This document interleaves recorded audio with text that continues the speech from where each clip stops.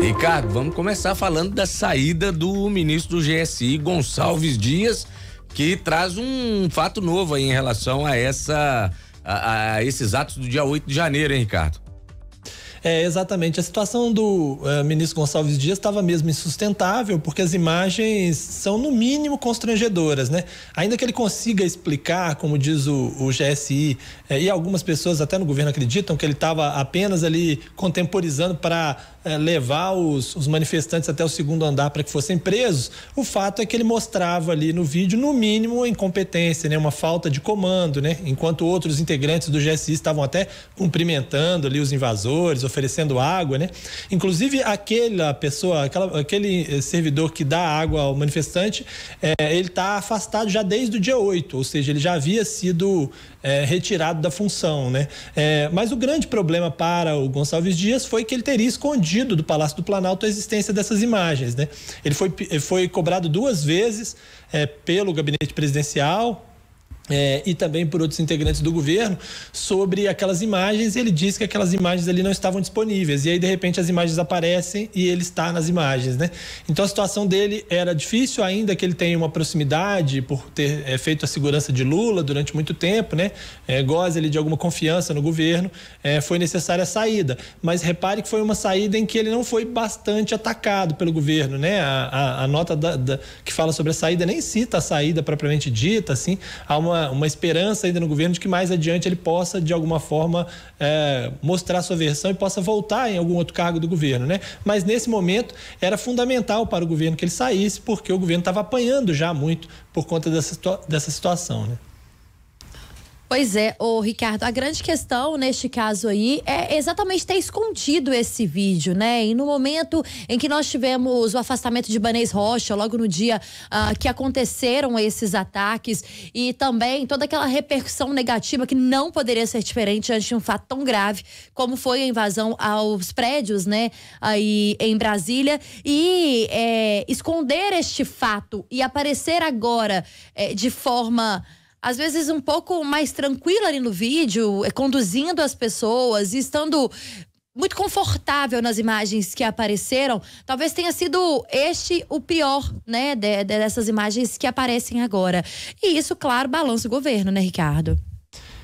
Foi a grande crise, né? A primeira grande crise do governo, porque a gente já teve aí algumas tensões causadas por falas de Lula e tal, mas isso normalmente acontece em governos, né? Presidentes cometem erros, isso gera muitas vezes distúrbios aí. Tivemos vários ao longo dos últimos anos aí, né? Eu acho que na história da redemocratização. Agora, quando cai um ministro, aí sim estamos falando de algo sério, algo grave, né? A primeira grande crise do governo, Lula inclusive tentou resolver rápido, porque vai fazer uma viagem ainda hoje, né? Viaja para a Europa, e também sofria muita pressão com uma mudança, vamos dizer assim, de narrativa da história toda, então precisava reagir bastante rápido. Mas é o que você falou, tem gente, o ministro Anderson Torres está preso por omissão, o governador do Distrito Federal foi afastado por 90 dias, que não faria sentido diante desses fatos que o ministro continuasse no cargo. Ainda que mais adiante ele possa provar o seguinte: olha, eu agi mal naquele caso, mas não estava junto com eles, né? Porque também tem isso para ser analisado, né? Hoje a avaliação dos bastidores, inclusive do judiciário, é de que eles não enxergam ainda elementos para dizer que ele estava junto com os invasores, mas no mínimo que ele foi condescendente ali com esses manifestantes, isso com certeza. E talvez até mesmo para ele, para o Exército, para todo mundo, tenha sido melhor para ele se afastar nesse momento, porque ele seria alvo, né? Ontem mesmo ele tinha audiência na Câmara e não foi porque ele não tinha o que dizer, né? Ele apanharia bastante, né? Inclusive agora já foi convocado, vai ter que ir à Câmara depois, de alguma maneira vai ser levado a depor na Câmara dos Deputados, né? E acaba despontando, ou desponta aí, um grande bombeiro do governo, né? O Ricardo Capelli, que já foi interventor do Distrito Federal, agora vai assumir o GSI, e aumenta também a pressão por uma CPMI, né, Ricardo? Exatamente. Em relação ao Capelli, me parece que foi uma decisão gerada, né? É claro que ele está interinamente, depois eles vão escolher outra pessoa para o GSI, eu nem duvido que seja o próprio Capelli, mas diante do papel que ele teve aqui na intervenção federal no Distrito Federal, em que ele conseguiu rapidamente conter a situação, mostrando muita liderança, né? Mostrando muito, conseguindo disciplinar muito bem ali as tropas, que era uma preocupação que se tinha em relação às polícias aqui do DF, ele acabou sendo um nome natural aí para o GSI, né? No momento em que é preciso de alguém que tenha pulso firme lá, ele já mostrou que tem, pode ser inclusive que a partir da presença dele lá, outras imagens sejam divulgadas, outros nomes sejam afastados, a situação do GSI mude um pouco, até porque ficou fragilizado quem está lá, quem continua lá no GSI.